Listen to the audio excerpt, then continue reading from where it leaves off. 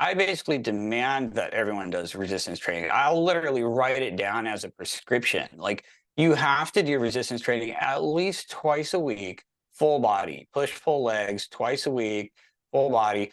I know people in the high intensity crowd would argue that once a week is plenty, or maybe once every 2 weeks.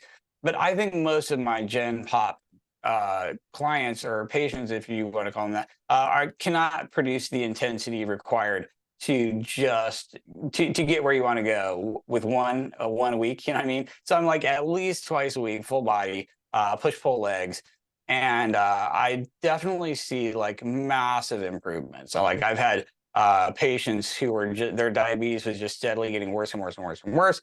And as soon as they start doing resistance training and really get into it and really embrace it, and being very formal about it, some people are like, well, yeah, I try to do some push-ups here and there. And I'm like, no, you're gonna map it out. You're gonna have a structure. You're gonna have a schedule. You're gonna have, 2 particular times a week. You're gonna have certain exercises that are gonna hit these different movement patterns, these muscle groups.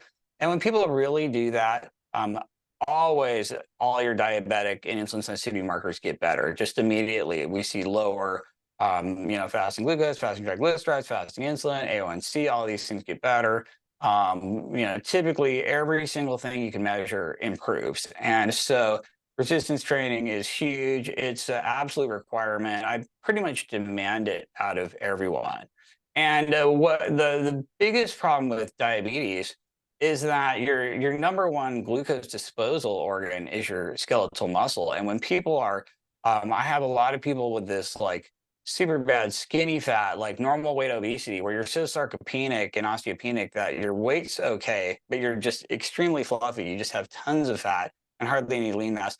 And these people have brutal diabetic problems. They just can't get their blood sugar down at all until they start building muscle. And then they get so much more insulin sensitive at the muscle level that blood sugar just goes way down, and it's huge, it's massive, and I pretty much demand it of everybody.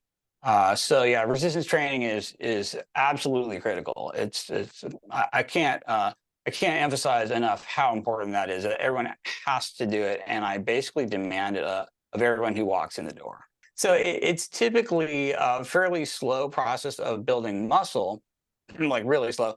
But because when people are doing these workouts to failure, they're depleting so much intramuscular triglyceride and glucose, you will see insulin sensitivity improvements like, within a week or two. I'll have patients with a Freestyle Libre sensor and they're just tracking all their blood sugars and they're horribly diabetic. And as soon as they start working out, you can just literally see a drop in their overall, the baseline of their glucose curve on their glucometer. It will just be lower very rapidly. I mean, I would say within a week or two. And that's before they've even built any muscle at all. You're just depleting muscular fuels